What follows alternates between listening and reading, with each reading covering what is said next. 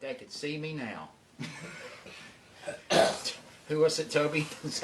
They could see, if she could tell me some high school sweetheart, she could see me now. But, marry him. Marry me, he says. Come away with me in Song of Solomon. Come away, my spouse. Come with me to Lebanon. Come to the Transfigured Mountain. Let's become one. Come dine at the Master's table. Yeah. Come dine at the Master's table. Marriage supper lamb. Yeah.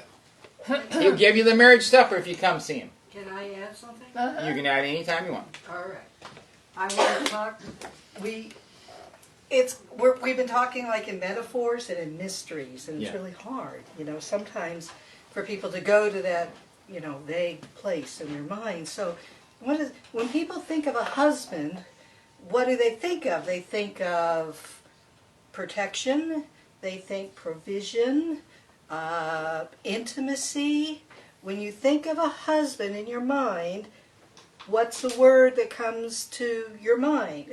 Companionship, a pal. So these things come to our mind, but I want to take it a step further.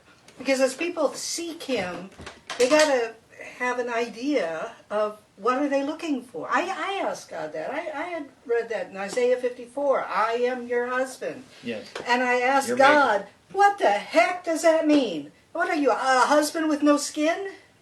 I don't get it. I was young. And I would yell at God a lot because I didn't understand things. How am you supposed to have a husband with no skin on?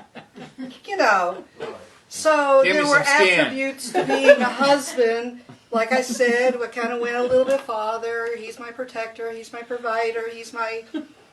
I'm intimate. That was another scary one, too. How am I intimate with somebody that doesn't have any skin on? So, anyway. She was carnal. I was young, okay? Just last week. No. Okay, yeah, I was younger last week, yeah. Okay, so we're going to take it a step further now, and we realize that he is in us. Yes. And he lives in our hearts. Yeah.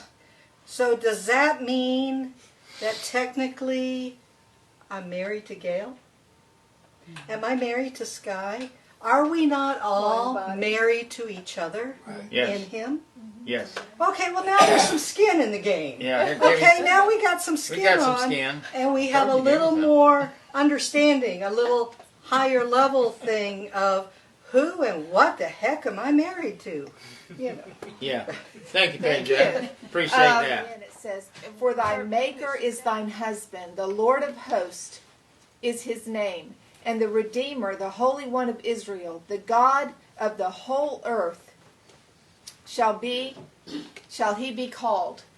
So he is our maker, and he's our husband. He calls himself our husband. And she brought up that we are looking for somebody to protect us and take care of us and meet every single one of the needs. And I did find intimacy when I was seeking God. I was so desperate in my shame and so desperate in what had happened to me in court and what had happened to my son that I was desperate for God. And in that desperation, do I think God allowed it? I do. I think God allowed it because maybe I never would have sought him the way that I did. But it says it's not good for man to be alone.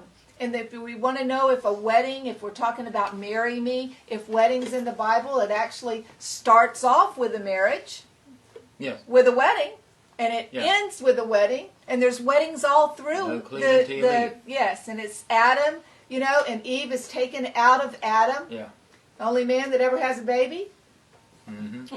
And because she was brought out of him, but it was unmarried.